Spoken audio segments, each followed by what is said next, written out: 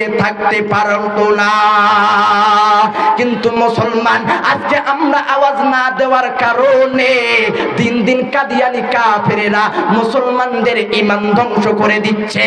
চিল্লায়া কোন কথা ঠিক আছে কি আছে না?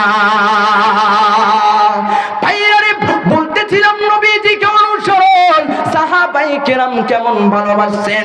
আহারে ওই যুগের সাহাবাই কেরাম, ওই সাহাবীর যার নাম ছিল সাদ রাদিয়াল্লাহু তাআলা আনহু, বলেন না নামটা কি? আরো জোরে কোন নামটা কি? এতদিন ওয়াজ শুনছেন, আজকে একটু ওয়াজ একদম মুখস্থ করে যান। নাম কি? আরো জোরে বলেন। নাম হইল সাদ। এই সাহাবী এত কালো ছিল, মদিনার ভিতরে একদম কালো ছিল এই সাহাবী।